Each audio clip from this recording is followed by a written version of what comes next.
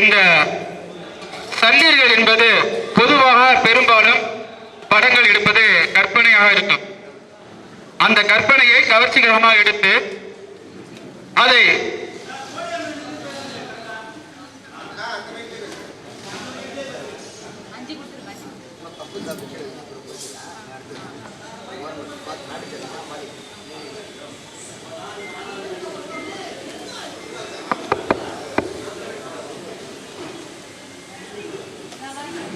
பெரும்பாலும் திரைப்படம் என்பது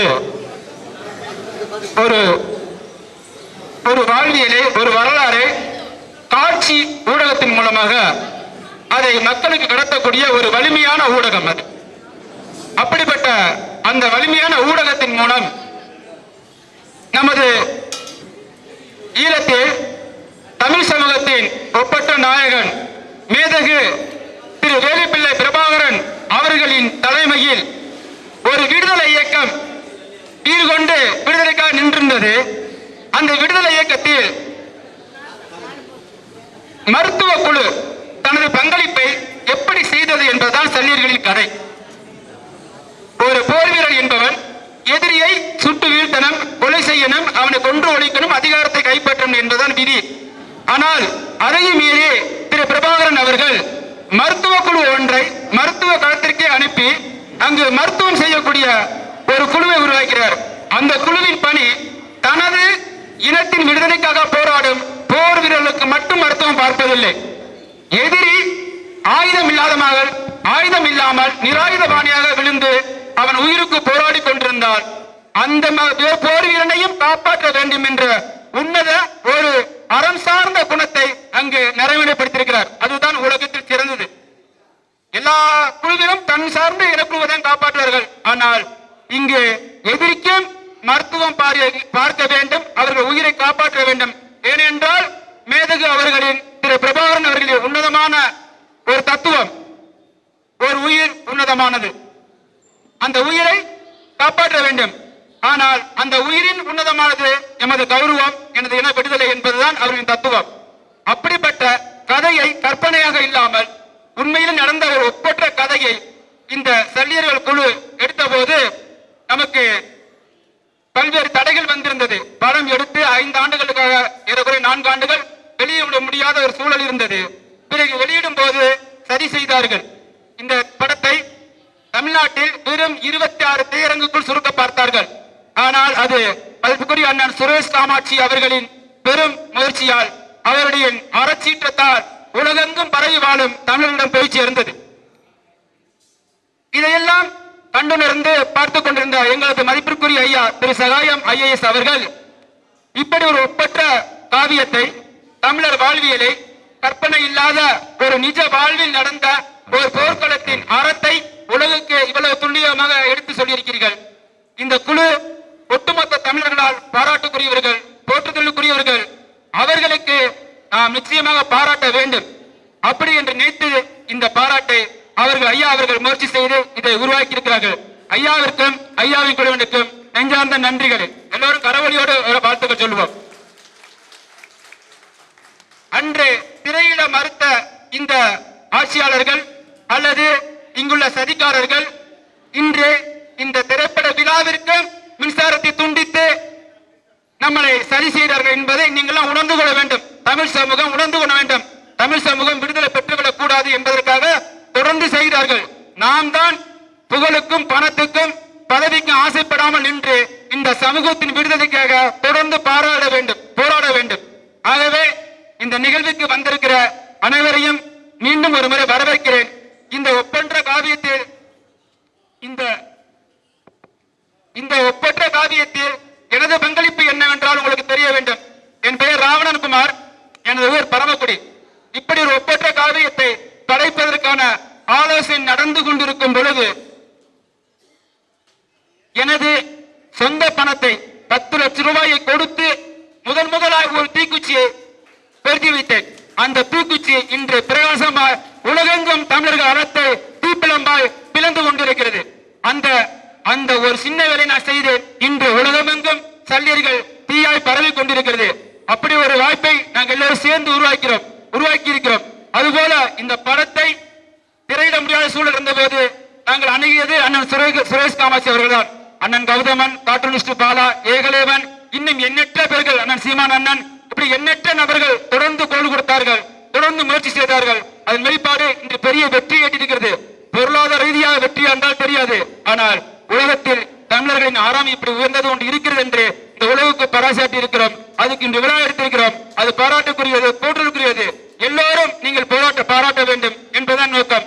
தமிழர் விடுதலைக்காக உங்களால் முடிந்த அளவு உண்மையும் நேர்மையாக இருந்து தொடர்ந்து இந்த விடுதலைக்கான போராட்டத்தில் அனைவரும் பங்கு பெற வேண்டும் என்று கேட்டுக்கொண்டு உங்கள் அனைவரிடம் விடைபெறுகிறேன். நன்றி, வணக்கம்.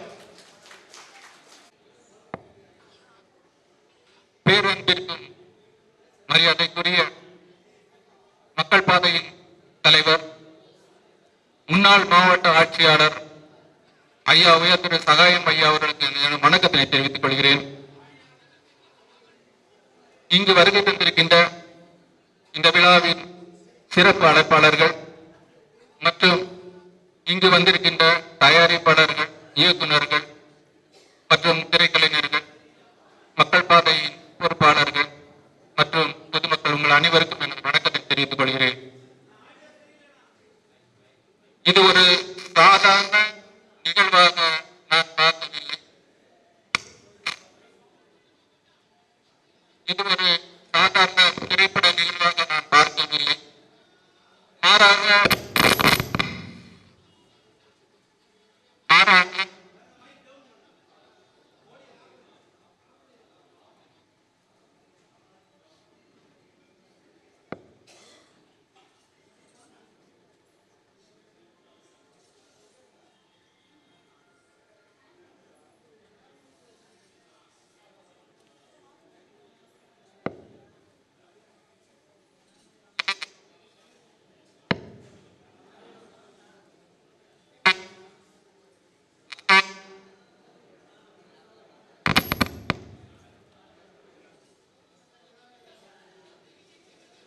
ஒரு நேர்மையான ஒரு இந்த திரைக்கலைஞர்களை மரியாதை செலுத்தும் விதமாக நான் பார்க்கிறேன்.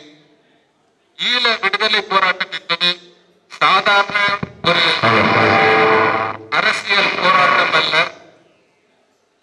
மாறாக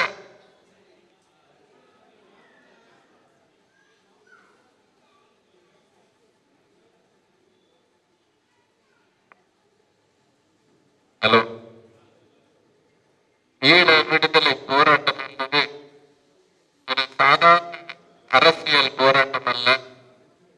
மாறாக லட்சக்கணக்கான விதைக்கப்பட்ட உயிர்களின் போராட்டம், அவர்களின் வரலாறு.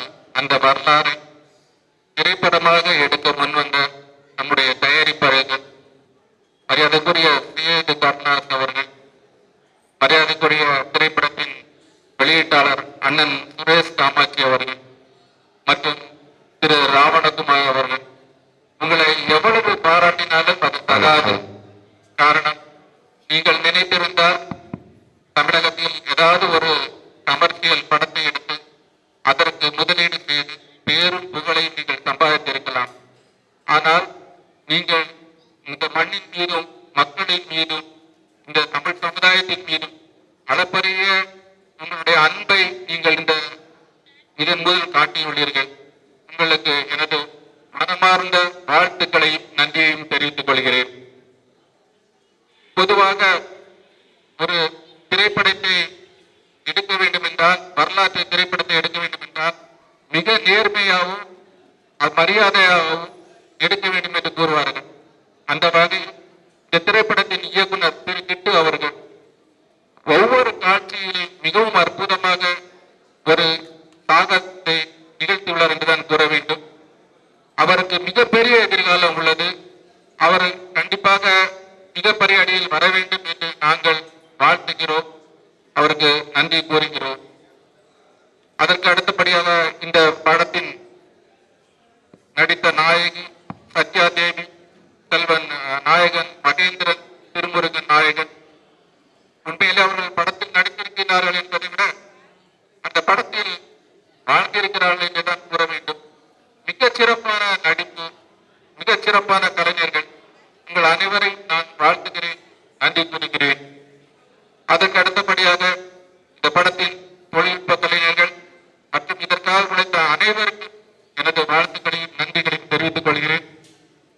பொதுவாக நான் இதை ஒரு இந்த திரைப்படத்தை நான் ஒரு கமர்ஷியல் திரைப்படமாக பார்க்கவில்லை. இது ஒரு பொழுதுபோக்கு திரைப்படமாக நான் பார்க்கவில்லை. இது ஒரு வருங்கால சந்தையினருக்கு ஒரு நினைவு சின்னமாக கண்டிப்பாக இந்த திரைப்படம் இருக்கும். அந்த மக்களின் வலி, அவருடைய வீரத்தை இந்த திரைப்படத்தில் சிறப்பாக காண்பித்துள்ளார்கள். கண்டிப்பாக நீங்கள் அனைவரும் அந்த திரைப்படத்தை பார்க்க வேண்டும் என்று நான் கூறிக்கொள்கிறேன். ஒரே ஒரு விஷயத்தை மட்டும் விடயத்தை மட்டும் கூறி முடித்துக் கொள்கிறேன். நம்முடைய ஈழ உறவுகளை, அந்த இனத்தை வேண்டுமானால் நீங்கள் அழிக்க நினைக்கலாம். கண்டிப்பாக அவருடைய கனவுகளை ஒருபோதும் நீங்கள் அழிக்க முடியாது. அவர்கள் கனவு ஒரு நாள் நினைவாகும். அதற்காக நாம் அனைவரும் ஒன்றுபடுவோம், வென்றெடுப்போம் என்று கேட்டுக்கொண்டு நன்றி விடைபெறுகிறேன். நன்றி, வணக்கம்.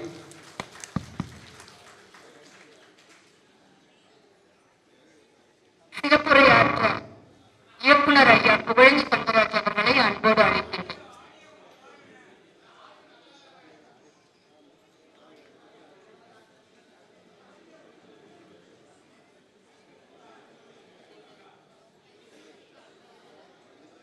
ஹலோ ஹலோ மைக்கில் இருக்கு.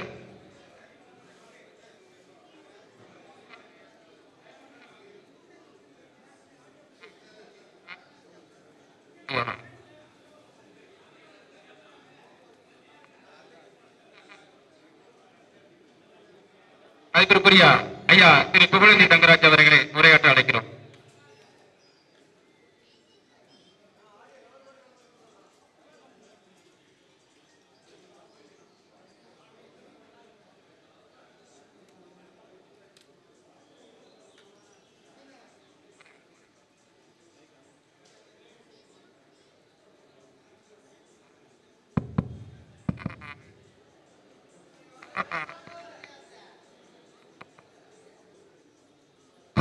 ஹலோ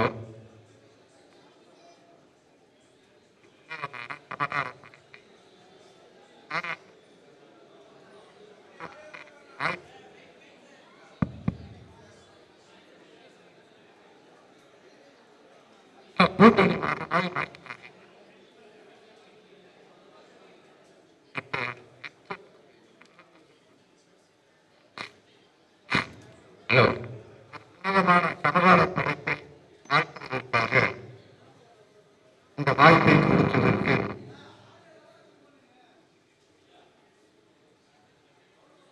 ஒரு நேர்மையான அதிகாரியாக, உண்மையான தலைவரை, நேசிக்கிறவராக இருக்கிற அந்த சகோதரர்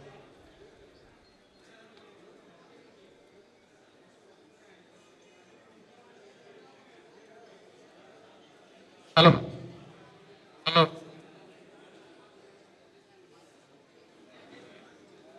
hello hello hello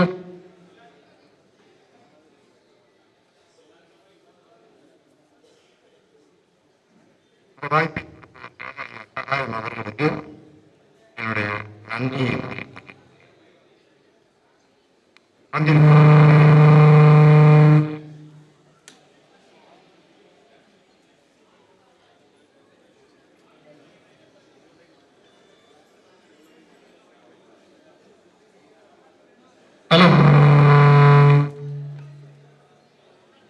hello hello hello hello hello hello hello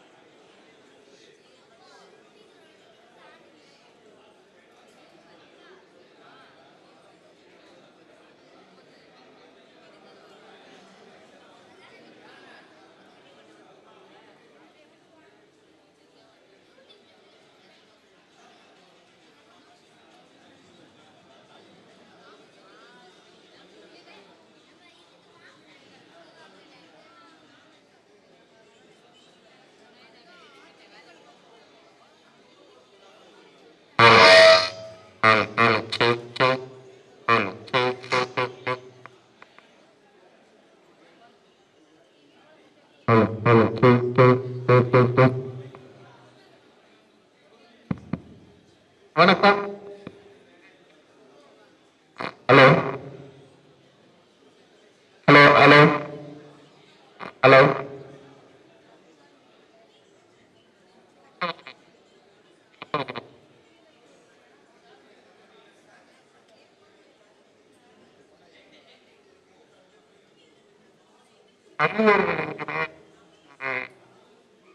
அரிய படைப்பு இந்த கூறு படைப்பு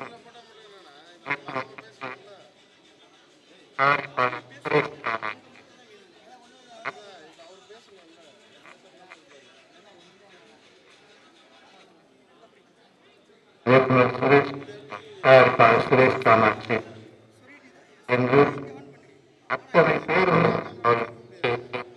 எவ்வளவு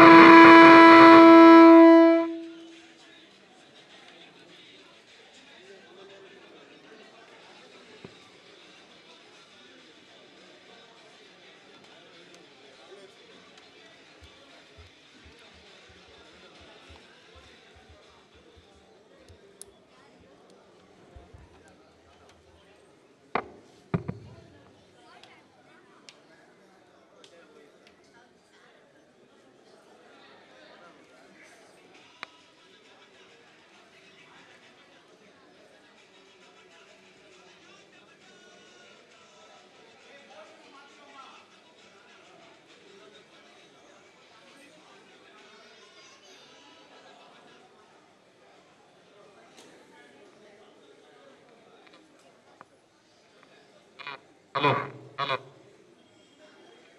hello hello hello hello hello hello hello hello hello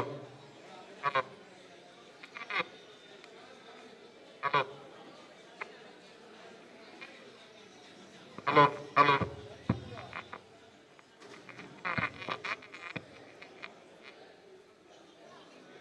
hello hello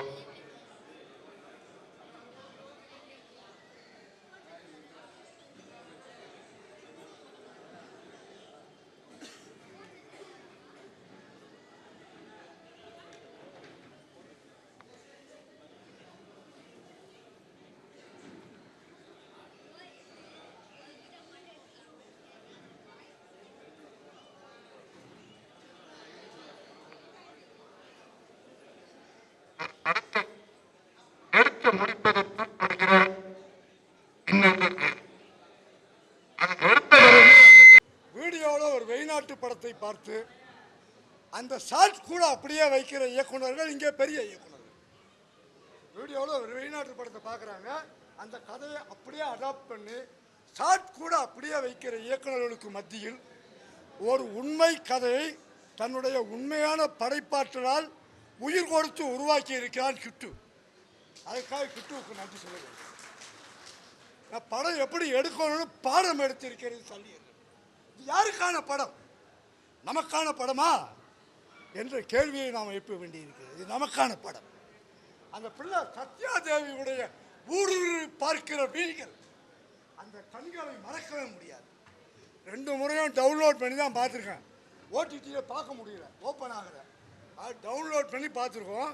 சத்யாதேவியுடைய ஊடுருவி பார்க்கிற விழிகள் இன்றைக்கு தமிழ் சினிமாவில் எந்த நடிகைக்கும் கிடையாது, சத்யாதேவிக்கு மட்டும்தான். அப்படி ஒரு நடிகையை கண்டுபிடித்து அந்த நடிகையை ஒரு மென்பொறியாளரை நடிகையாக்கியதற்காக கிட்டுவுக்கு மீண்டும் நன்றி. அதுக்காக நாடு எப்படி இருக்குன்னா, விரோதத்தை விதைப்பதற்காகவே நீ ஹிந்து நான் முஸ்லீம் என்கிற விரோதத்தை விதைப்பதற்காகவே எடுக்கப்பட்ட படம் காஷ்மீர் ஃபைல். அந்த காஷ்மீர் ஃபைல்ஸ் எந்த ஒரு சின்ன கீறல் கூட இல்லாமல் வெளியாகிறது. ஆனால் அன்பை விதைக்கிற சல்லியர்கள் படத்தை வெளியிடுவதில் இவ்வளவு சிக்கல். இந்த அன்பை விதைக்கிற படங்களை திரும்பி பார்க்கும்போது ஒரு 40 ஆண்டுகளுக்கு முன்பு சர்வதேச அளவில் கவனம் பெற்ற ஒரு படத்தை சல்லியர்களோடு ஒப்பிட வேண்டியிருக்கிறது. ஸ்டீவன் ஸ்பீல்பர்க் என்கிற ஒரு அற்புதமான கலைஞன் சிண்ட்லர்ஸ் லிஸ்ட் என்கிற ஒரு படத்தை உருவாக்கினான். அந்த படம் அன்பையும் அகிம்சையையும் போதிக்கிற படம். அந்த படத்துக்கு 6 ஆஸ்கார் அவார்டு கிடைச்சது. சிண்ட்லர்ஸ் லிஸ்டுக்கு எந்த விதத்திலும் குறைந்ததில்லை இந்த சல்லியர்கள் என்பதை நான் இங்கே சொல்லியாக வேண்டியிருக்கிறது. நேரம் கடந்து விட்டது. தியாக எண்ண மாதிரி பலர் பேச வேண்டியிருக்கிறது. எனவே இன்னொரு சந்தர்ப்பத்தில் உங்களை சந்திக்கிறேன். நன்றி, வணக்கம்.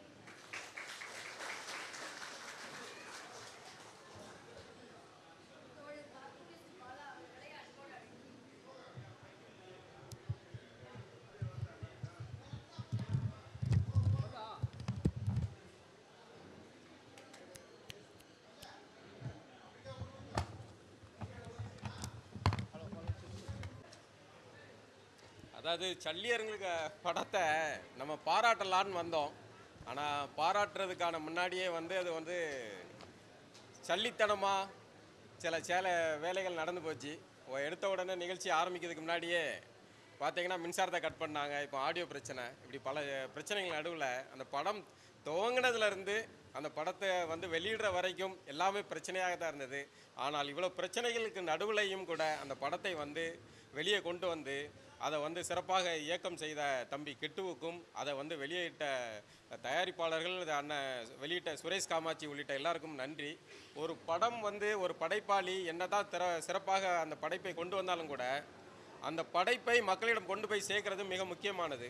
அன்னைக்கு சுரேஷ் காமாட்சி அண்ணன் படத்தை வெளியிட முடியாமல் தவிச்சு நின்னப்போ இருக்குல்ல, அப்போ அந்த தவிப்பை உலகம் முழுக்க இருக்க தமிழர்கள் எல்லாரும் அதை உள்வாங்கி, இந்த படத்தை தமிழ்நாட்டில் நீ ஓட வைக்க முடியலன்னா என்னடா, நாங்கள் உலகம் முழுக்க ஓட வைப்போம் அப்படின்னு இந்த படத்தை உலகம் முழுக்க எல்லா தமிழர்களும் பார்த்து அதை வெற்றி படமாக மாற்றினார்கள்.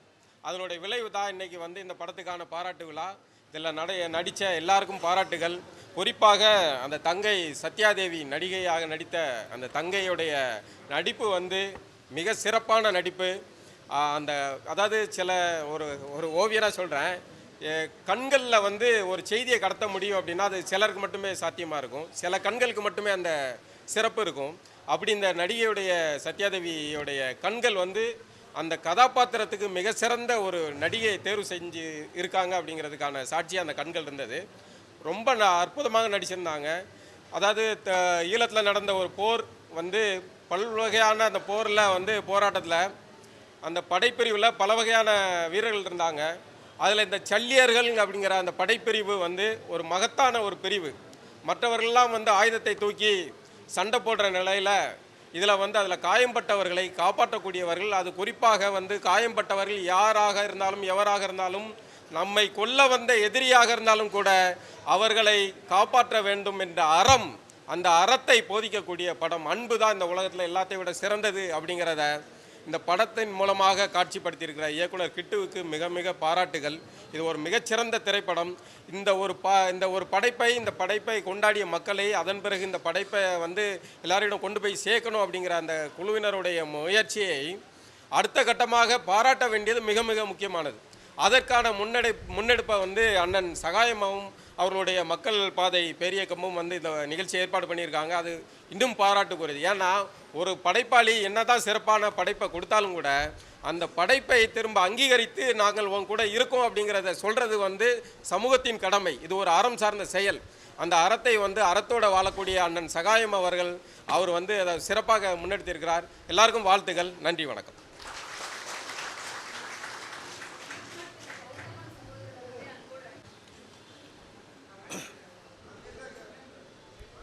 மரியாதைக்குரிய எங்களின் ஐயா சகாயம் அவர்கள் முன்னெடுப்பில், தம்பி கிட்டு அவர்கள் இயக்கத்தில்,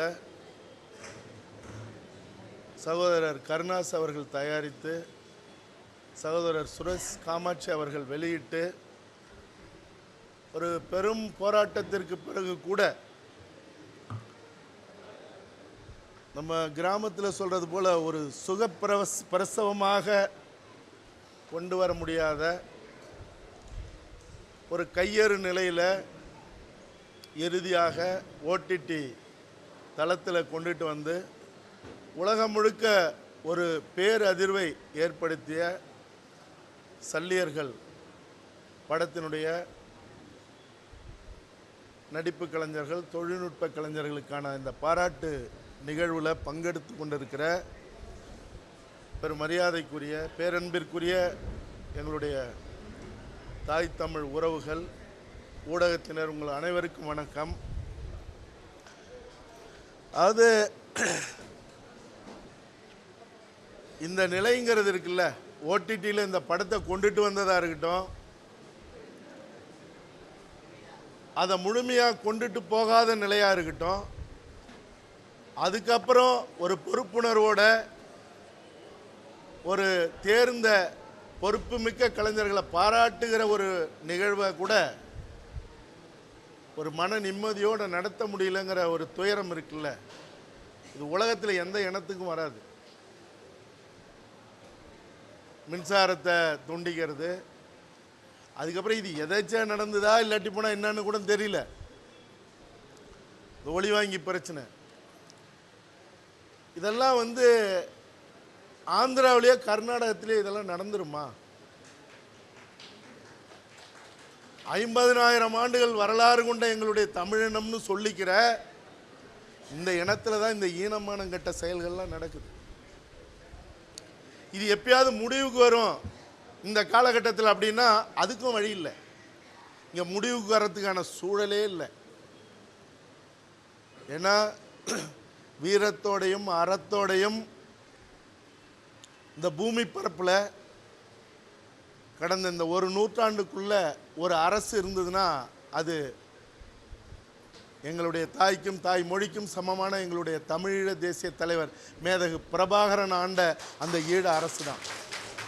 அந்த அரசையும் நாம் வாழற இந்த மண்ணுக்குரிய தமிழ்நாட்டு அரசும் இந்திய ஒன்றிய அரசும் உலகம் முழுக்க இருக்கிற வல்லரசுகளும் சேர்ந்து நின்று வல்லூர்களாக அந்த மண்ணில் கொத்து குண்டுகள் ரசாயன குண்டுகள் வீசி செதைச்சி சின்னாபின்னமாக்கிருச்சு.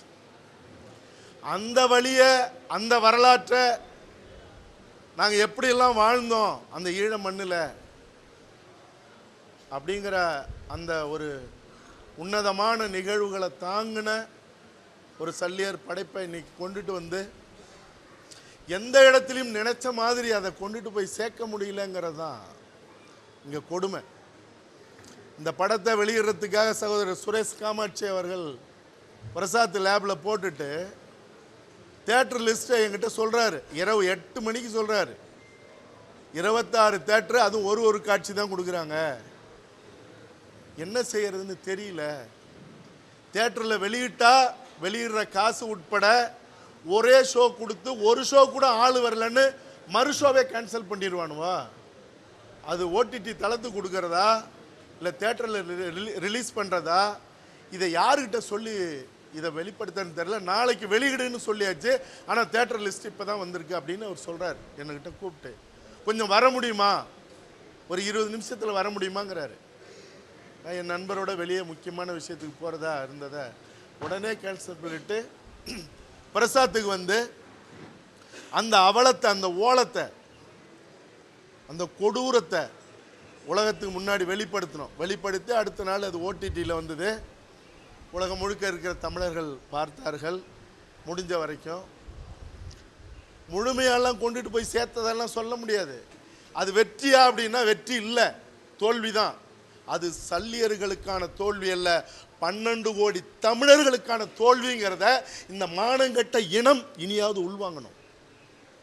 எங்களுடைய வரலாற்றை, எங்களுடைய வீர காவியத்தை ஒரு படைப்பாக செஞ்சு நாங்கள் ஆந்திராவில் எடுத்துகிட்டு போய், கர்நாடகத்தில் எடுத்துகிட்டு போய், மராட்டியத்தில் எடுத்துகிட்டு போய், டெல்லியில் எடுத்துகிட்டு போய் எங்கள் படத்தை நாங்கள் வெளியிடுறோன்னு சொன்னோமா? எங்களுடைய தமிழ்நாட்டில் எங்களுடைய வரிப்பணத்தில் இயங்குகிற, நாங்கள் கொடுக்குற காசில் தியேட்டர் நடத்துகிற, அதில் கொள்ளையடித்து எங்கெங்கேயோ உலகம் பூரா தொழில் நடத்துகிற இங்கே இருக்கிற அந்த நிறுவனங்கள், திரையரங்கு நிறுவனங்கள், அவன் தமிழனா தமிழன் இல்லையான்லாம் நாங்கள் பார்க்கறதில்ல. அதுக்கப்புறம் தான் தெரியுது இதை எவன்லாம் மறுத்தானோ அவன்லாம் தமிழன் இல்லை. ஆனால் அவன் கொள்ளையடிக்கிற கூடாரங்கள் எதுன்னா தமிழ்நாட்டில் இருக்குது. இதை இன்னும் எவ்வளவு காலத்துக்கு வேடிக்கை பார்க்கறது? இந்த படைப்பில் என்ன சொல்லப்பட்டது? இந்த படைப்பு தப்பான படைப்பா, உங்களை நெகிழ வைக்காத படைப்பா, பகை வைக்கும் அருள்வாய் நன்னெஞ்சேங்கிற அந்த தமிழ் இனத்தினுடைய கூற்று உலகத்தில் எங்கேயுமே இல்லை. எதிரின்னா அடி, எதிரின்னா அழி, ஊறு தெரியாத ஆக்கு. இதுதான் உலக மரபு. போர்க்களத்திலேயா இருந்தாலும் சரி, எதிரிக்குமான இருந்தாலும் சரி. ஆனால் ஒரு போர்க்களத்தில்